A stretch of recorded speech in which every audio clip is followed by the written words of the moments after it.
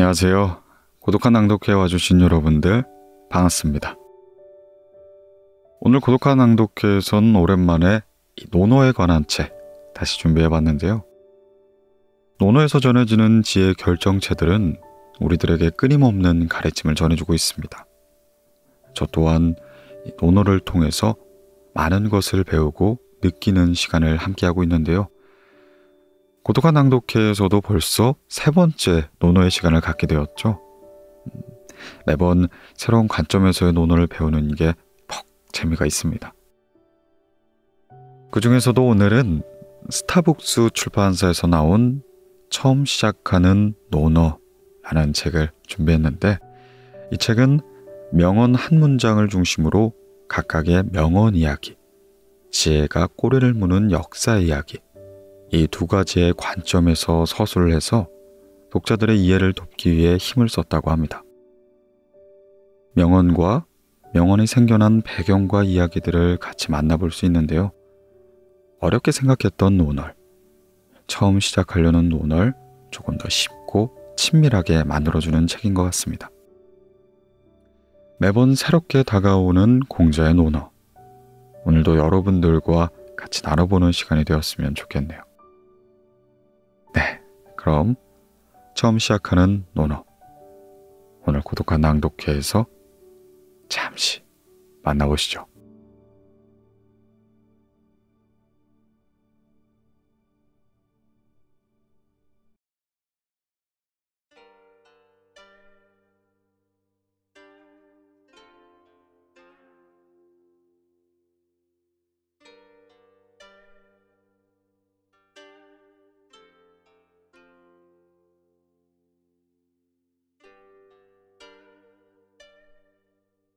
시간은 흘러가니 재능을 헛되이 말라.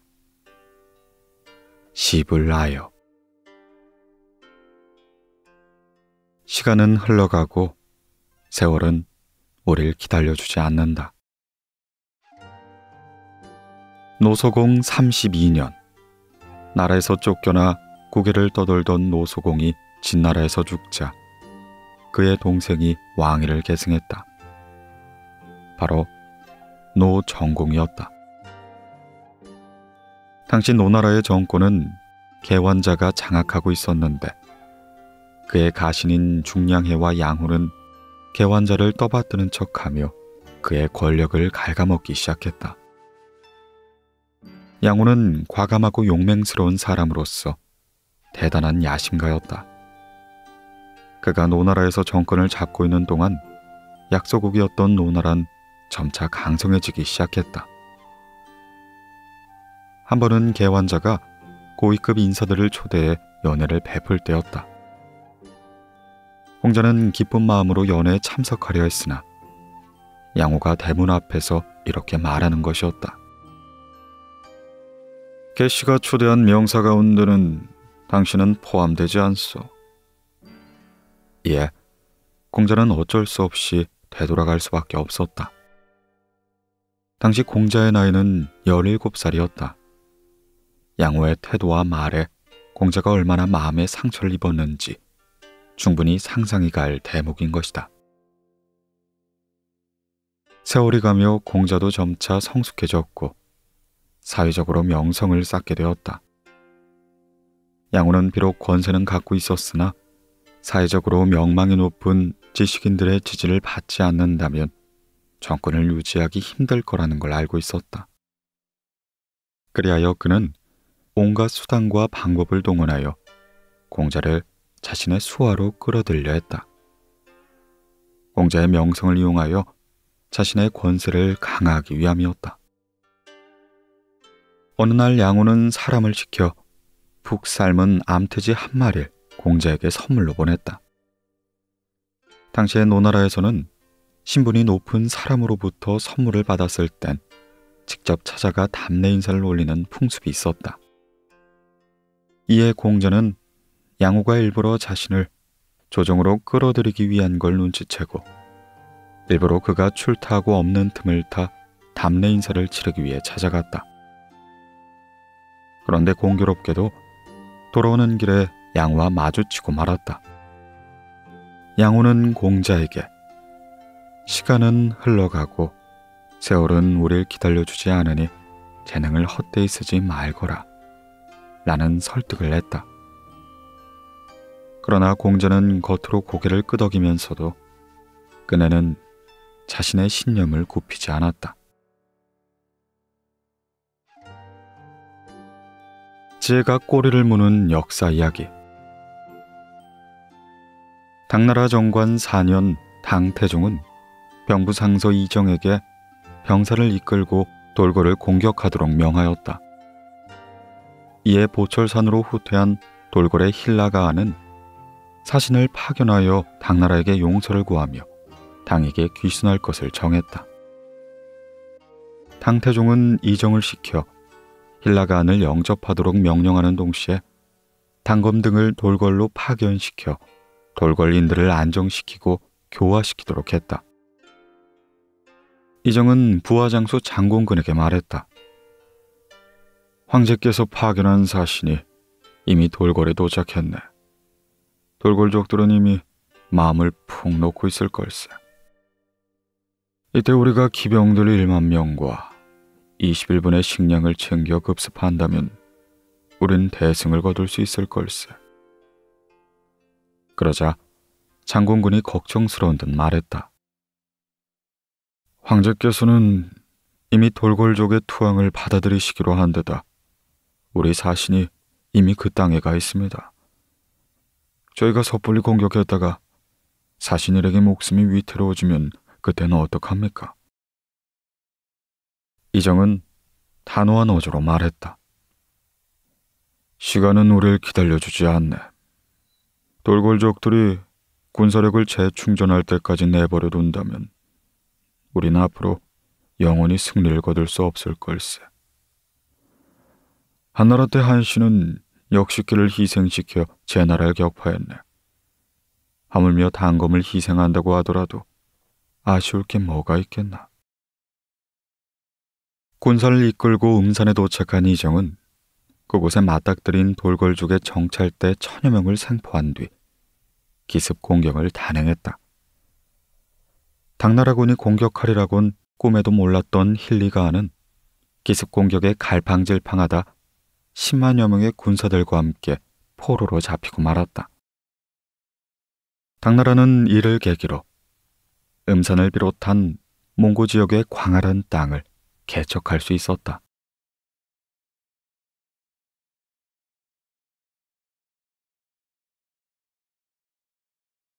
이내 행함에는 스승에게도 양보하지 않는다.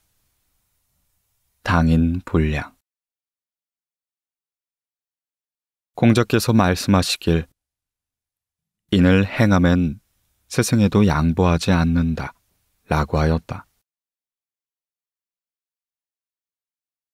공자는 시경의 문화적 가치와 교화작용을 대단히 중시했다. 자하는 이름이 복상으로 공자의 제자들 가운데 문화적 자질이 가장 뛰어났다. 그리하여 공자는 그와 함께 시경을 수정하는 작업을 논의하곤 했다. 한 번은 자아가 공자에게 물었다. 시경에 보면 곱게 웃으니 보조개가 예쁘고 아름다운 눈에 눈동자가 반짝이니 흰 비단에 아름답게 채색한 듯 하여라. 라는 구절이 나오는데 무슨 뜻입니까? 이에 공자가 말하기를 그림을 그리는 일은 먼저 흰 비단을 마련한 뒤에 다시금 색깔을 입혀 그리는 것이다. 라고 하였다. 그러자 자아가 다시 물었다. 인과 의를 세운 후에 예가 따라야 함을 말씀하신 겁니까? 이에 공자가 크게 칭찬하며 말했다. 복상아, 이젠 너와 함께 시경을 논할 만하겠구나. 자는 중복된 악장을 삭제하거나 음악을 추가하여 정리하는 등의 원칙적인 문제에서는 공자와 견해가 일치했다. 그러나 작곡을 선정하는 데에서는 상당한 이견이 있었다. 허나 자아는 공자의 체면을 살리느라 자신의 의견을 말하지 않았다. 물론 공자는 제자들에게 스승이라고 모든 논의의 대상에서 제외하지 말라 당부했다. 특히나 인을 행함에 있어서는 스승에게 절대 양보하지 말라 누누이 강조했다. 그러나 자아는 모든 일에서 섣불리 이의를 제기하지 않았다. 대신에 심사숙고를 거쳐 의문이 해소되지 않는 부분에서만 공자에게 질문하곤 했다. 공자는 자아의 깊은 사고력과 심도 있는 문제점 제기에 매우 만족했지만 그럴수록 자아의 언행은 더욱 신중해져만 갔다.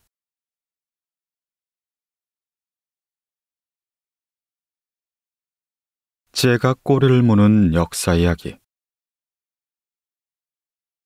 주 양왕 13년 송나라, 제나라, 초나라 3국의 제후들이 한자리에 모여 회의를 열기로 약속했다. 약속한 날이 되자 진나라와 채나라, 허나라와 조나라 군주들도 모두 참석했다. 소양공이 먼저 말문을 열었다. 여러 제후들께서 모두 참석하셨구려. 오늘 이렇듯 한자리에 모인 이유는 제왕공이 했던 것처럼 동맹을 맺기 위해서입니다.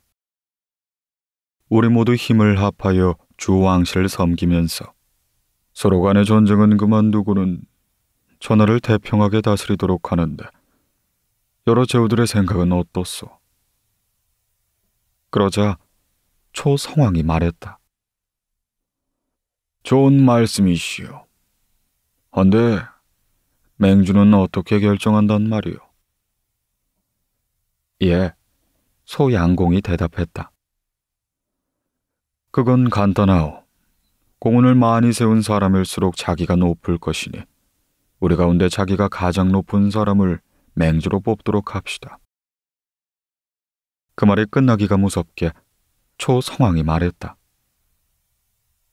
초나라는 일찍이 왕이라는 호칭을 사용했소. 송나라는 비록 공작으로 그 자기가 높으나 왕보다는 한 등급이 낮으니 맹주의 자리는 당연히 내 차지요. 초성왕이 당연하다는 듯 맹주 자리를 차지하려 하자 전부터 맹주 자리를 노리고 있던 소양공이 재빨리 반박하며 말했다. 나의 공작 자기는 주나라 천자께서 내려준 것으로 전하의 만백성이 인정한 지위요. 허나 그대의 왕위는 스스로 지칭한 것에 불과한 것을 어찌 맹주가 될 자격이 있단 말이오. 이 말에 화가 난 초성왕이 버럭 화를 내며 말했다. 나의 왕위가 가짜라면 못하러 나를 이 자리에 초대한 거예요. 소양공이 뭐라고 반박하려는 찰나 초성왕을 보자하던 초나라 장수가 갑자기 겉옷을 벗어던졌다. 겉옷 속에 감춰진 갑옷을 드러낸 장수가 돌연 손에 쥐고 있던 깃발을 흔들자 초성왕을 수행하던 시종들이 약속이 난 듯 일제히 겉옷을 벗어던졌다. 그들 모두 갑옷 차림에 무기를 들고 있었다. 그들이 달려들자 혼비백산해진 제후들은 모두 도망치고 말았다. 그 가운데 송양공은 초나라 장수에게 포로로 잡히고 말았다. 인을 행함에는 스승에게도 양보하지 않는다라는 말은 시간의 흐름에 따라 자신에게 이익이 되면 어떤 일도 서슴지 않는다 라는 의미로 바뀌어졌다. 초성왕은 강력한 공력에 힘입어 자신이 이익이 되는 일 앞에선 온갖 수단과 방법을 가리지 않았기에 예고 맹주의 자리를 거머쥘 수 있었다.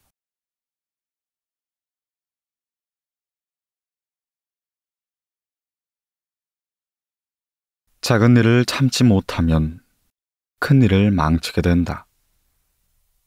소불인증난 대모.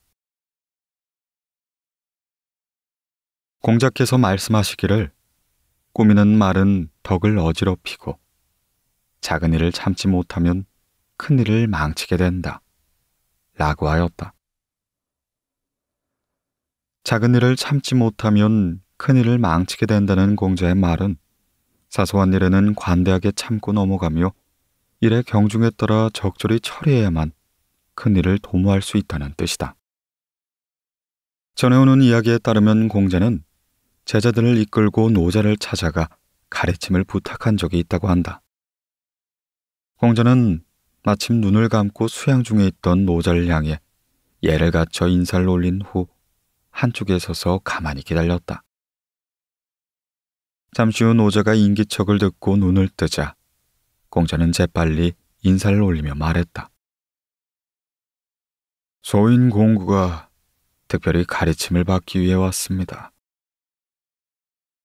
그러자 노자는 한참 동안 말 한마디 없이 빤히 공자의 얼굴만 쳐다봤다. 그러더니 대뜸 입을 쩍 벌리고는 공자를 향해 혀를 쭉 내미는 게 아닌가. 그러고는 다시 눈을 감고 수양에 들어가 버렸다. 공자는 서둘러 감사 인사를 올리고는 제자를 이끌고 노자의 집을 나섰다. 도통 영문을 알 수 없었던 제자들이 노자의 무례함을 탓하며 투덜거리자 공자는 이렇게 설명했다.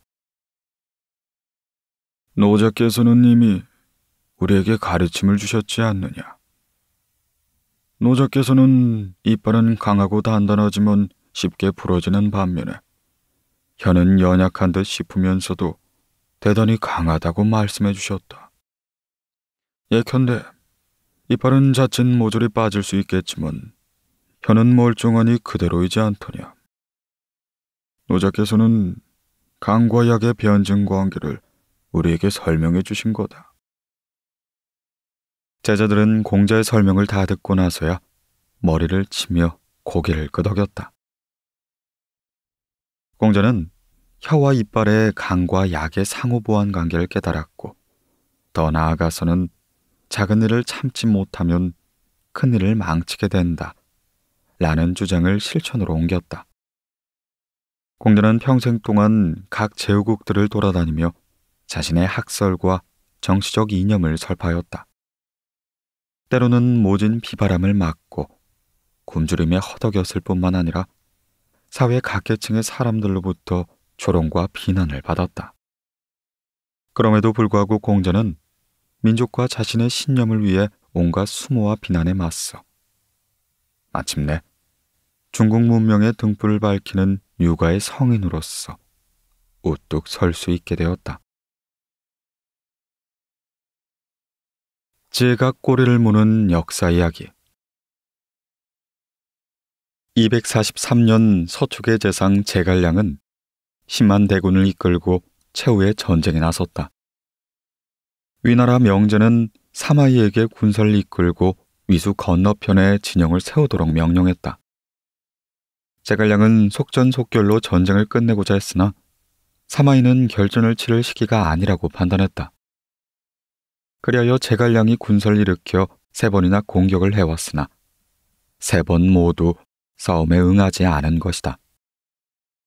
그리하여 양쪽 군사들은 100일 동안의 대치 상태에 돌입했다. 이에 초조해진 제갈량은 전령을 시켜 사마이에게 여인의 옷과 연지, 장식품 등을 보냈다. 사마이를 여자보다 더 겁이 많은 겁쟁이란 수치심을 줘 전쟁에 응하도록 자극하기 위해서였다.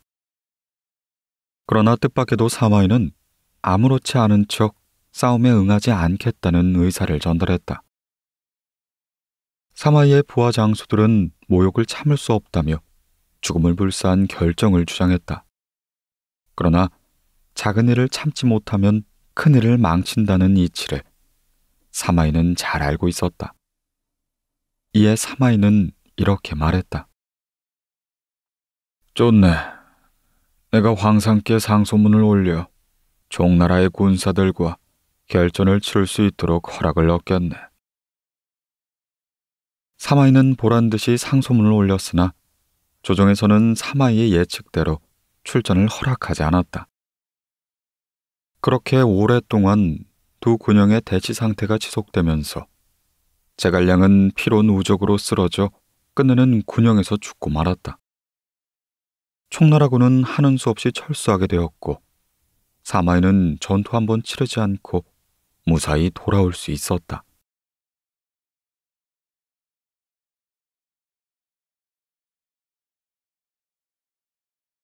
닭을 잡는데 어찌 소 잡는 칼을 쓰는가? 살게 언용 우도. 공자가 무성에 도착했을 때 검은 고소리와 노랫소리가 들려왔다. 공자는 미소를 지으며 말했다. 닭을 잡는데 어찌 소 잡는 칼을 쓰는 게냐? 이에 자유가 대답했다.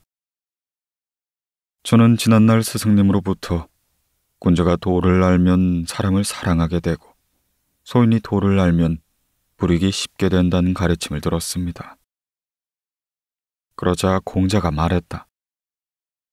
여러 제자들이여, 자유의 말이 옳다. 아까 내가 한 말은 농이었구나.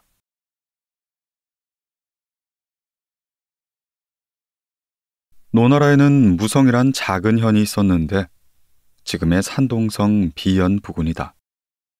당시 무성의 혈령은 자유였는데 성은 언이었고 이름은 언으로 오나라 출신이었다. 공자의 제자였던 그는 예와 악으로 백성을 교화시키는 데 치중했다. 그 방법만이 무지한 백성을 다스리는 데 가장 적절하고 효과적이라 여겼기 때문이었다. 그래서 그가 다스리던 무성 곳곳에서는 검은고 소리와 노랫소리가 끊이지 않았다. 어느 날 무성을 찾아온 공자는 성안 곳곳에 검은고 소리와 노랫소리가 울리는 걸 발견했다. 이에 공자는 제자인 자유가 이곳에서 서당을 만들어 널리 교육하고 있다는 사실을 깨닫고는 이렇게 말하였다. 닭을 잡는데 어찌 소 잡는 칼을 쓰는 게냐? 이처럼 손바닥만한 회원에서 교육을 널리 퍼뜨릴 필요가 있느냐? 당시 학교라곤 찾아볼 수 없던 작은 현에서 굳이 교육을 강화해봤자 필요가 없다고 여겼던 것이다. 이에 자유가 반박하며 말했다. 저는 전에 스승님으로부터 관리가 교육을 받으면 백성을 사랑하는 마음이 생기고 일반 백성이 교육을 받으면 국가의 정책에 순종하게 되어 다스리기 쉬워진다는 가르침을 받았습니다. 그 말을 듣고 난 공자는 자신을 수행하던 제자들을 돌아보며 이렇게 말하였다. 그래, 자유의 말이 옳다. 아까 내가 한 말은 농이었구나. 자유의 다스림 아래 무성은 태평성대를 구가하며 화목하게 지낼 수 있었다.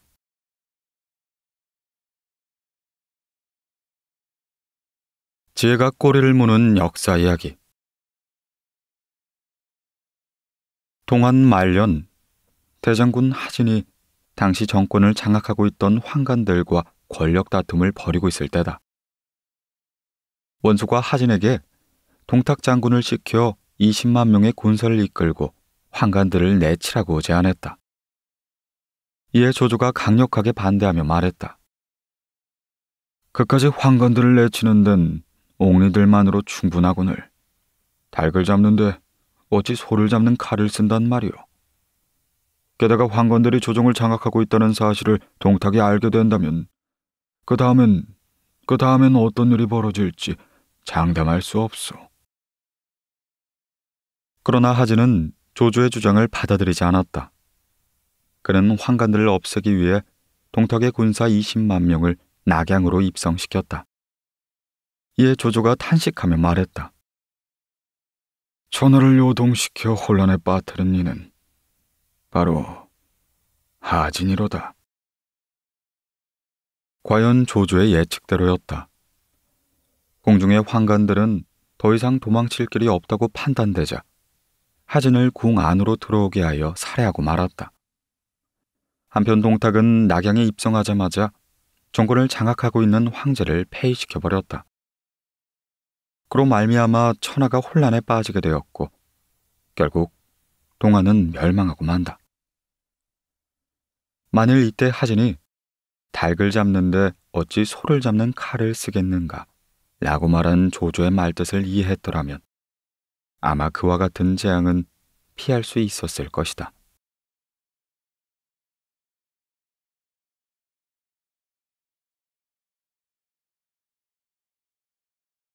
온 세상 사람들이 다 형제다.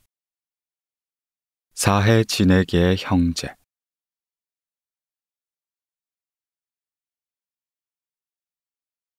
어느 날 사마우가 근심스러운 표정으로 남들은 다 형제가 있는데 나만 홀로입니다. 라고 말했다. 그러자 자아가 이렇게 말했다. 내가 듣기에 사람의 생사는 운명에 달렸고 부귀는 하늘에 달렸다고 하네. 군자가 신중하여 실수가 없으며 남에게 공손하여 예를 지킨다면 온 세상 사람들이 다 형제이거늘 어찌 군자가 형제 없음을 걱정하는가.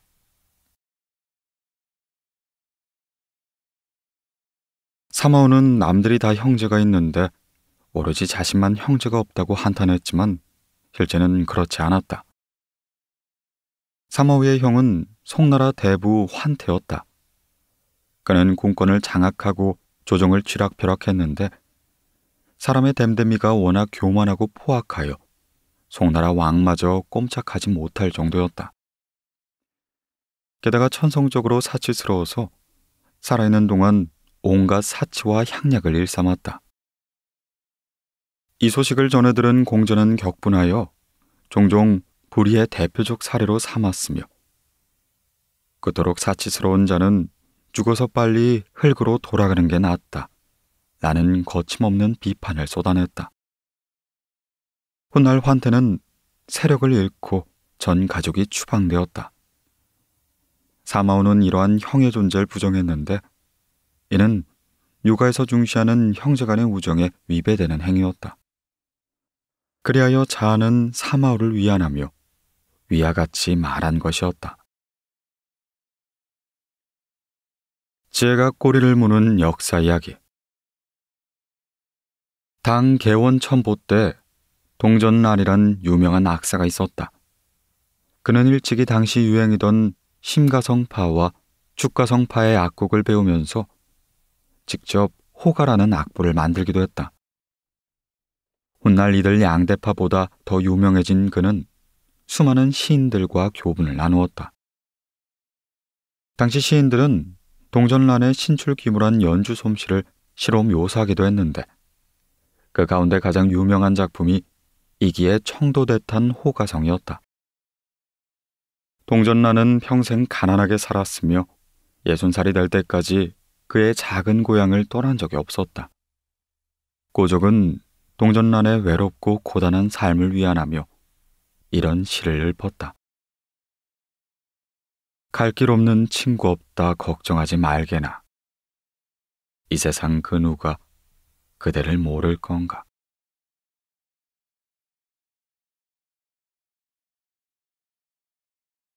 함부로 짓거리거나 웃지 않는다. 불구언소.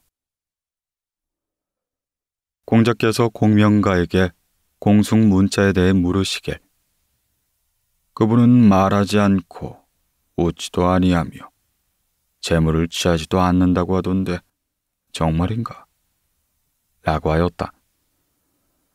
이에 공명가가 대답하기를 그렇게 말을 고한 사람의 잘못입니다. 그는 말을 해야 할 때만 말하기 때문에 사람들이 그 말을 싫어하지 않고 즐거울 때만 웃기 때문에 사람들은 그 웃는 걸 싫어하지 아니하며 예의에 맞는 재물을 취해야 할 때만 취하기 때문에 사람들이 그 취함을 싫어하지 않습니다. 라고 하였다. 공숙무는 춘추시대 위나라 대부로서 위 헝공의 손자였다. 이름은 발이고 시호가 문이라 공숙문자라고 불리었다. 그는 가신을 자신과 동급 관직에 추천하여 공자로부터 칭송을 받기도 했는데 공명가는 그보다 더 높은 평가를 내렸다.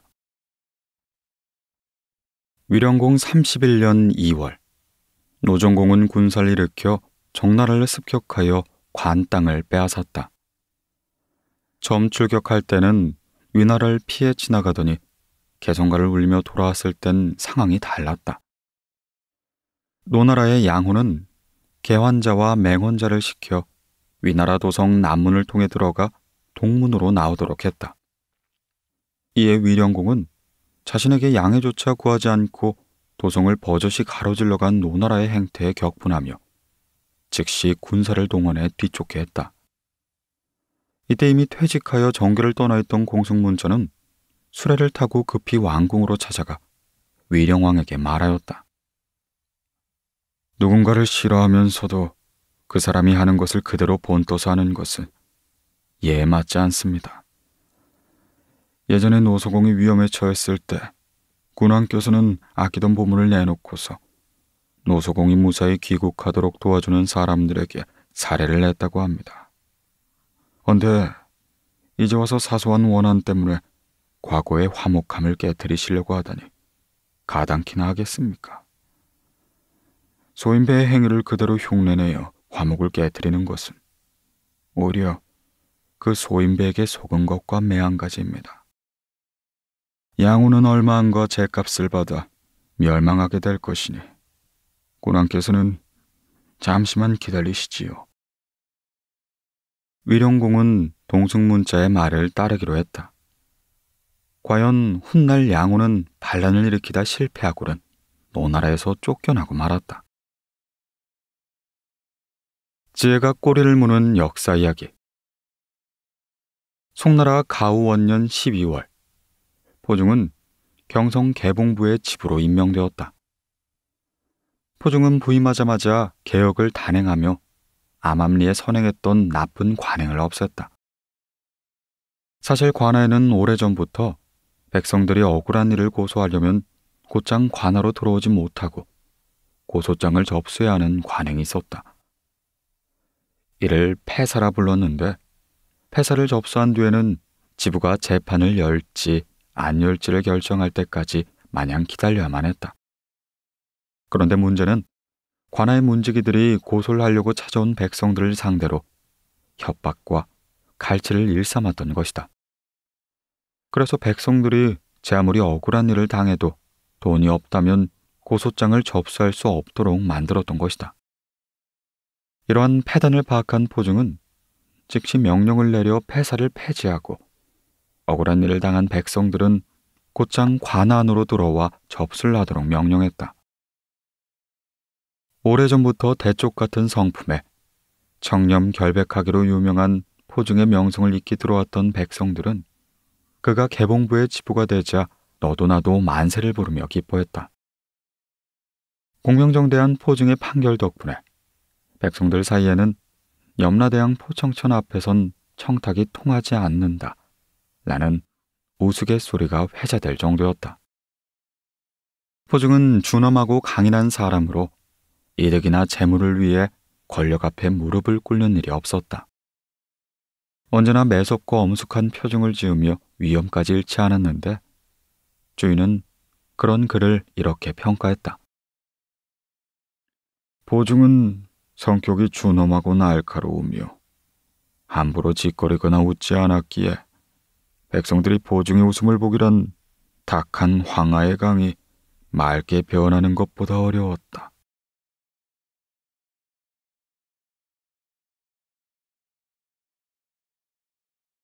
남이 듣기 좋은 말만 꾸며대고 얼굴빛을 보기 좋게 꾸민다. 교원 영색. 공자께서 말씀하시기를 좌구명은 남이 듣기 좋은 말만 꾸며내고 얼굴빛을 보기 좋게 꾸미며 지나치게 공손한 척하는 사람을 부끄럽게 여겼는데 나도 그렇다. 또한 마음속의 원한을 숨기고 그 사람과 친한 척 친구로 사귀는 것을 좌구명은 부끄럽게 여겼는데 그 또한 나도 부끄럽게 여기느니라 라고 하였다. 좌구명은 노나라 사관으로 성품이 강직하여 역사를 기술하는 데도 항상 신중하고 엄숙했다. 특히나 남이 듣기 좋은 말만 꾸며대고 얼굴빛을 보기 좋게 꾸미는 일을 수치스럽게 여겼다. 자구명은 국사를 편찬할 때 방대한 분량의 사료를 수집하여 자세한 고찰을 통해 분류한 뒤에 뛰어난 문장 실력으로 역사를 생동감 있게 기술했다. 그러나 밤낮을 가리지 않는 과도한 업무에 눈병에 걸리더니 58엔 끝내 두 눈의 시력을 모두 잃게 됐다. 그리하여 세상 사람들은 그를 맹사라 일컬었다. 자구명은 실명한 뒤 자신의 아들에게 사간직을 물려주고는 집필 중이던 원고를 가진 채 낙향했다. 그리고 무려 30여년의 세월을 거친 뒤 마침내 춘추 좌시전을 완성했다. 그는 이 책에 노나라 200여 년의 역사와 문화, 과학기술, 군사와 관련된 사료를 담았다. 이때 그의 나이 90이었다. 공자는 좌구명의 진념에 존경을 표하며 위의 명언을 얘기했다. 지혜가 꼬리를 무는 역사 이야기. 당개원 24년 10월, 당 현종이 동쪽의 위량으로 순시를 나왔을 때였다. 순시를 다 끝낸 현종은 도읍지인 장안으로 돌아가려 대신들을 불러 순시를 다 끝낸 현종은 도읍지인 장안으로 돌아가려고 대신들을 불러 그 일을 논의하고자 했다. 그런데 배요경과 장구령 두 재상이 가을 추수가 한장인 농번기란 이유를 내세워 반대하고 나선 것이다. 이유인즉슨 황제의 어가가 통과하게 되면 백성들은 잠시 일손을 멈추고 황제 일행을 맞이할 준비를 해야 하는데 이 때문에 농사일에 상당히 지장을 줄 수 있다는 것이다. 그들은 잠시 날짜를 늦춰 겨울에 돌아가자 제안했다. 현종은 재상들이 반대한 이유가 사리에 맞기 때문에 뭐라 말은 못했지만 내심 불쾌한 건 어쩔 수가 없었다. 이때 현종의 불쾌한 기색을 눈치챈 사람이 있었는데 이제 막 재상직에 오른 이인보였다. 대신이 있는 자리에서 조용히 있던 이인보는 모두들 태청할 시간이 되자 다리가 아픈 신용을 내며 홀로 뒤에 남았다. 이를 이상하게 여긴 현종이 물었다. 경이 다리를 다쳤다는 말은 듣지 못했는데 왜 뒤뚱뒤뚱 잘 걷지 못하는 게요? 그러자 이인보가 재빨리 다가와 이렇게 아뢰었다. 폐하, 낙양과 장안은 둘 다 우리 당나라 수도로서 폐하의 궁궐들입니다. 폐하께서 동쪽 궁궐에서 서쪽 궁궐로 오가는데 무슨 시기가 적절하네 만회하는 말들이 필요하겠습니까? 방금 두 재상들은 농산일을 핑계댔지만 실상은 아주 간단합니다. 폐하께서 특별히 은덕을 베풀어 어가가 지나가는 길목 백성들에게 세금을 면제해주면 그만이지 않겠습니까? 아오니 폐하께서는 망설이지 마시고 돌아가시지요. 이인보의 말에 얼굴색이 환해진 현종은 즉시 명령을 내려 돌아갈 채비를 서둘렀다. 이인보는 이렇듯 참으로 절묘한 아부 덕택에 정권을 장악하게 되었다. 그러나 역사상 남이 듣기 좋은 말만 꾸며대고 얼굴빛을 보기 좋게 꾸미며 교활하고 음흉한 사람이란 오명을 남기고 말았다.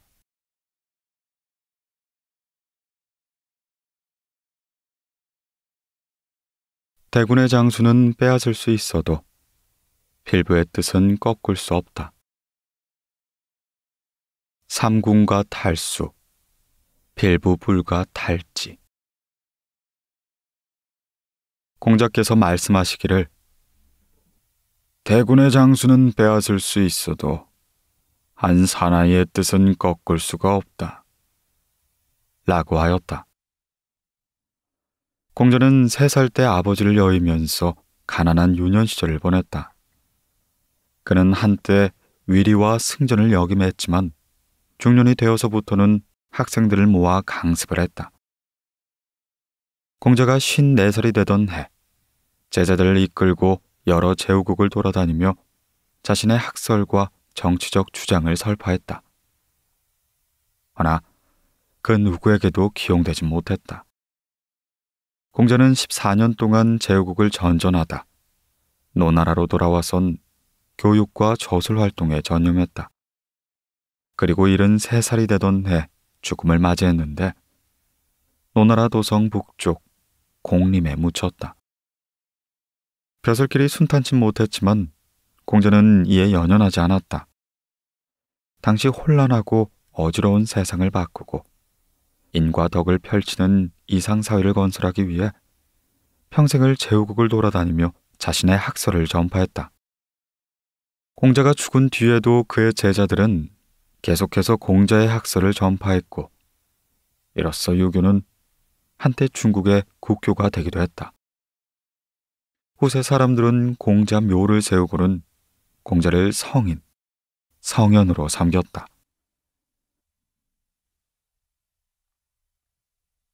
지혜가 꼬리를 무는 역사 이야기. 기원전 548년 제나라의 권신 최저가 제장공을 살해했다. 허나 왕을 시해했다는 오명을 후세에 남기고 싶지 않았던 최저는 역사를 기록하던 사관인 백이 최저가 장공을 시해하다 라는 기록을 하자 그의 목을 베어버렸다. 태사 백이 죽자 그의 둘째 동생이 태사직을 이어갔다. 그런데 그 역시 형과 마찬가지로 최저가 장공을 시해했다 라는 기록을 남겼다. 이에 화가 치민 최저는 태사백의 둘째 동생마저 목을 베어버렸다. 그러나 최저를 더욱 분통 터지게 만든 일은 둘째 동생을 대신하여 태사직을 맡은 셋째 동생 역시 똑같은 기록을 남겼던 것이다. 이들 형제들의 고지식함을 이해할 수 없었던 최저가 퇴사백의 셋째 동생에게 말했다. 아니, 너희 형들은 다 죽었는데도 너는 죽음이 두렵지 않느냐? 내 시키는 대로 쓴다고 하면 네 목숨만은 살려주겠다. 이에 셋째 동생이 이렇게 말했다. 역사적 사실을 있는 그대로 쓰는 것이 역사 기록을 맡은 자의 직분입니다. 자기 직분을 잃고 사느니 차라리 죽는 게 낫습니다. 최저가 망설이는 사이 지방에 있던 다른 사관 남사씨가 관할의 보찜을 챙겨 역사에 새겨넣을 죽관과 조각칼을 들고 찾아왔다.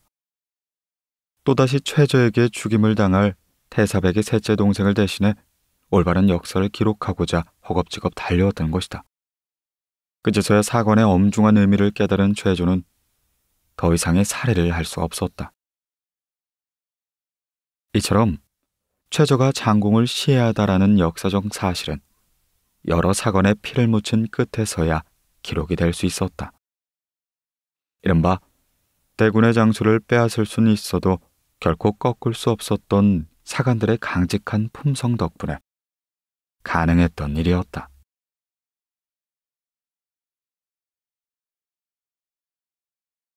자기를 수양하며 공경스러운 태도를 지니다.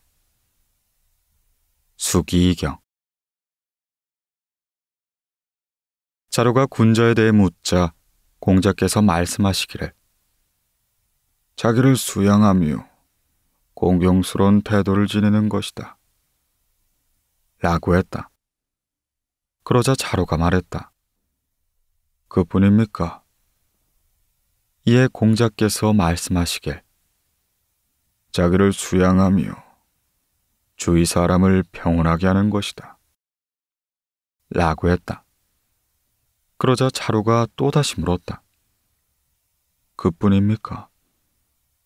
그러자 공자께서 또다시 말씀하시기를 자기를 수양하며 백성들을 평온하게 만드는 것이니 이는 요와 순임금도 해내지 못할까 근심하던 일이다 라고 하였다.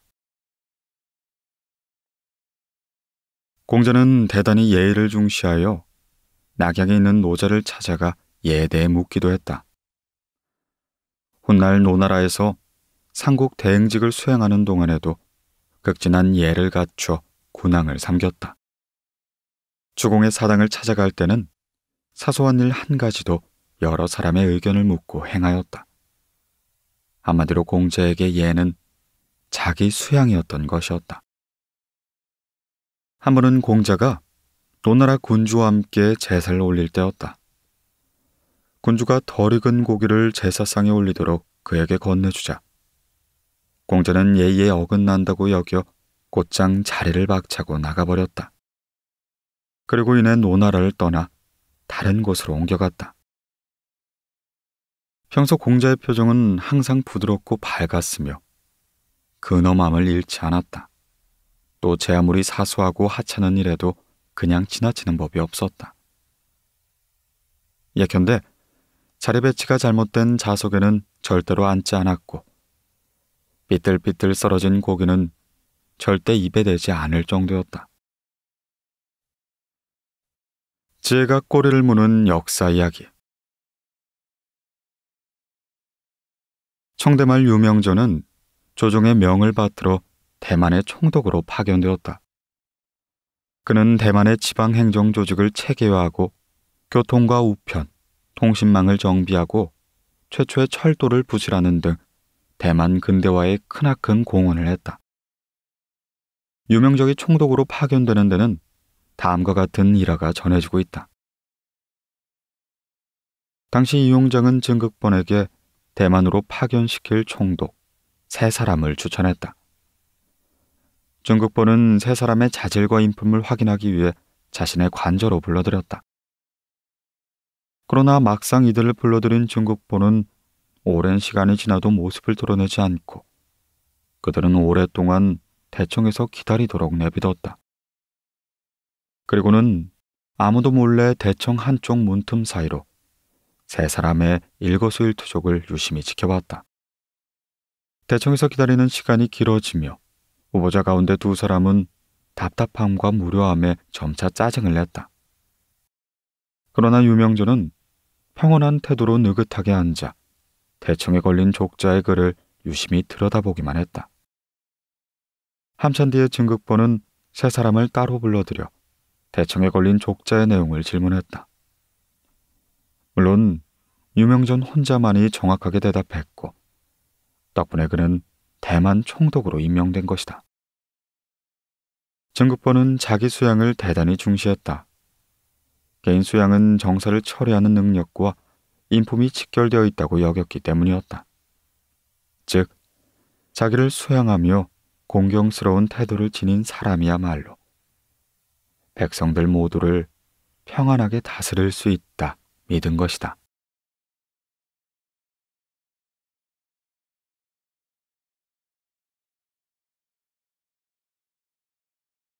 하늘에 죄를 지으면 어디에도 빌 곳이 없다. 왕송가가 물었다. 안방신에게 아첨하며 떠받들기보단 부엌신을 잘 섬기라고 합니다. 이 말 뜻이 무엇인지요? 그러자 공자께서 말씀하시기를 그렇지 않습니다. 하늘에 죄를 지으면 그 어디에도 빌 곳이 없습니다. 라고 하였다. 왕송가는 춘추시대 위나라의 대부이다. 어느 날 왕송가는 공자에게 이렇게 물었다. 사람들이 흔히 말하기를 안방신에게 아첨하며 떠받들기보단 부엌신을 잘 섬기라고 합니다. 이게 무슨 뜻입니까? 여기서 안방이란 예로부터 집안 어른들이 차지하던 공간으로 그 지위가 높음을 상징하고 있다. 하지만 정작 집안일엔 신경 쓰지 않기 때문에 그다지 실권은 없다고 할 수 있다. 반면에 부엌은 사람들의 생계를 책임지는 공간으로 실권이 존재하는 것이다. 즉, 여기서 말하는 안방신은 조정에서 차지하고 있는 고관 대작들이며 부엌신은 실제로 백성들을 다스리는 지방 관리를 의미한다. 이는 당시 사람들 사이에서 회자되던 속담으로 왕송가는 일부러 이 말을 인용하여 나라를 다스리는 위치에 있는 자신을 섬기란 암시를 했던 것이다. 허나 이에 공자 역시 똑같은 비유를 사용하며 이렇게 대꾸했다. 그렇지 않습니다. 하늘에 죄를 지으면 그 어디에도 빌 곳이 없습니다. 겉으로 보기에는 왕손과의 신을 섬기는 문제에 대한 대답인 듯 보이지만 실제로는 그렇지 않다. 즉, 지방관리는 백성의 생활을 직접적으로 관리하긴 하지만 조정의 고관대직들은 군주와 밀접한 관계를 맺고 있기에 그 지위가 더욱 존귀함을 암시했던 것이다. 지혜가 꼬리를 무는 역사 이야기. 기원전 1147년부터 기원전 1113년까지는 은나라 무울왕이 제위하던 시절이다. 무울왕은 은나라 왕강정의 아들로 왕위에 오르자마자 왕권을 강화하기 위해 밖으론 주변 국가를 정벌하였으며 안으론 통치력을 강화하는 일련의 정책을 펼쳤다. 당시 은나라 사람들은 미신을 신봉했는데 조정 사관들 역시 점을 쳐 제사를 올리며 왕권을 간섭했다. 이에 오로지 무력을 통해서만 전하를 다스릴 수 있다고 믿었던 무울왕은 이를 부당히 여겨 한 가지 묘책을 강구했다. 사람을 시켜 하늘의 신의 모습을 똑 닮은 꼭두각시 인형을 만들었던 것이다. 그러고선 사관 한 명에게 하늘신 역할을 맡긴 뒤 함께 내기를 했다. 내리 세 판을 이기고 난 무울왕은 꼭두각시 인형이 입고 있던 옷을 벗긴 뒤에 그를 불살라버렸다. 그뿐만이 아니었다. 무울왕은 커다란 가죽 주머니를 만들어 그 안을 동물의 피로 채우게 했다. 그러고 난 뒤에는 높다란 장대 위에 가죽 주머니를 매달아 놓은 뒤 조정 대신들이 모인 자리에서 직접 화살을 쏘아 가죽 주머니를 터뜨렸다. 그는 주머니에서 쏟아지는 피를 가리키며 하늘을 쏘았다며 신의 존재를 부정한 것이다. 그 후로 은나라의 어떤 신하들도 절대 권력을 행하는 무울왕의 행위에 간섭하지 못하였다. 그러던 어느 날 사냥을 좋아했던 무울왕이 황하 위수를 지날 때였다. 갑자기 천지가 요동치더니 미처 피할 사이도 없이 벼락에 맞아 죽고 만 것이다. 사실 벼락이 치는 건 순전한 자연현상이었지만 사람들은 그가 하늘의 벌을 받았다 여겼다.